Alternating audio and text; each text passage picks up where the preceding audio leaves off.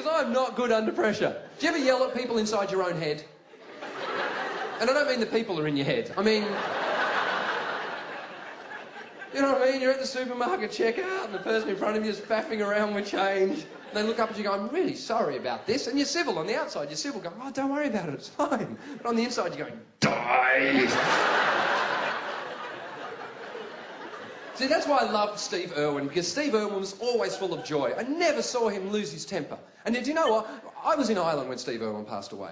I didn't know he'd passed away. I hadn't read the news, I hadn't seen the papers, I was on holidays. Here's how I found out. I was in a pub, Irish people were hearing my accent, coming up and consoling me. I'm not kidding, these people kept coming up and going, excuse me, are you Australian? Yes, I am. We're sorry to hear about your man. I had no idea what was going on, but I didn't want to be rude. So, thanks very much. Still, at least he died doing what he loved. I thought, oh my God, Shane Warne died sending a text message.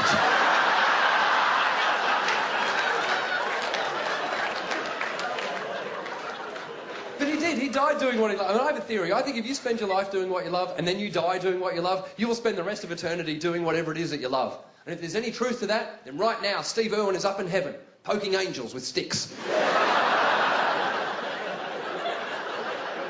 He's sneaking up on Gandhi going, oh, crikey.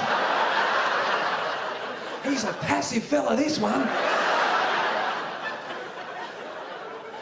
Do you know my favourite Steve Irwin story? A friend of mine was once at a barbecue with Steve Irwin and got quite excited. Went up to the bar, grabbed a couple of beers and came back and went, oh, g'day, Steve. Oh, I'm a big fan of your work. Thought you might like a beer. And Steve Irwin looked back at him and went, oh, thanks, mate, but I don't drink. And my mate went, really?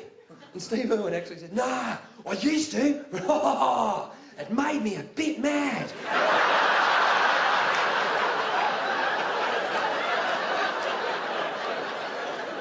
How much madder could he have been? Was he waking up in the zoo with his arm around a wombat going, oh no, not again?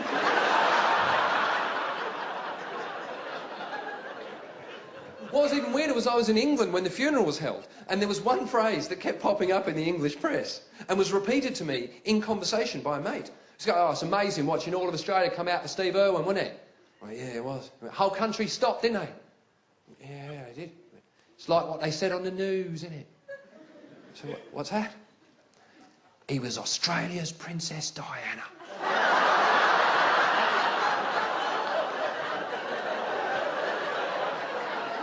I was like, really? How? What, did the Queen pay the Stingray to do it?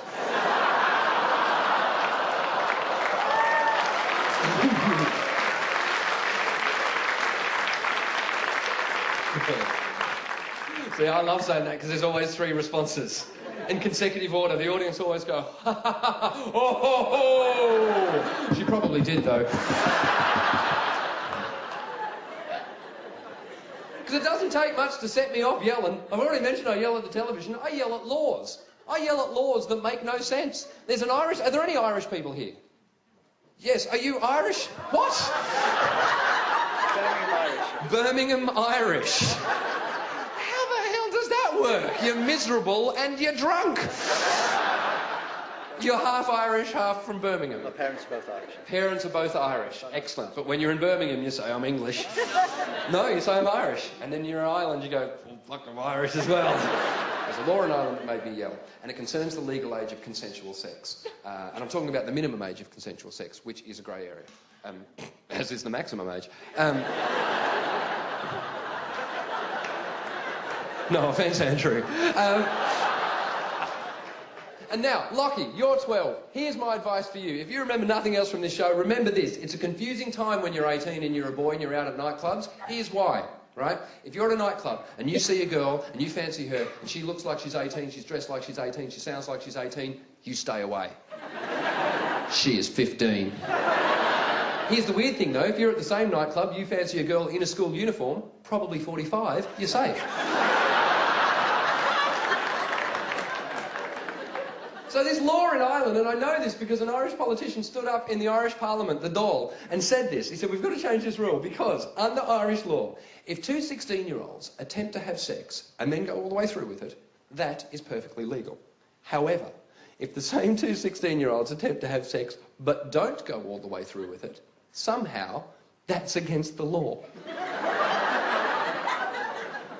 As if there isn't already enough pressure on you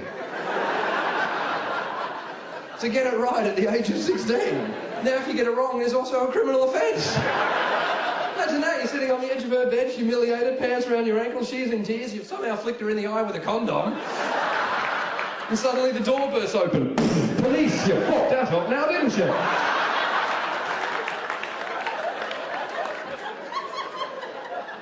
Now, you might be able to help me out on this and make sure everyone knows that this is true. In Ireland, the word deadly is a slang term and it means something's good. Yes, you've come across that? Yeah. That's the weirdest thing in Ireland.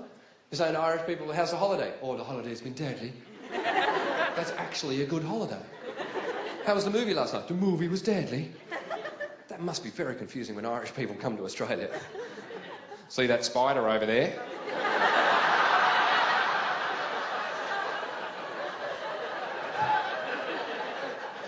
That spider there is deadly. I'd pick it up, it sounds lovely.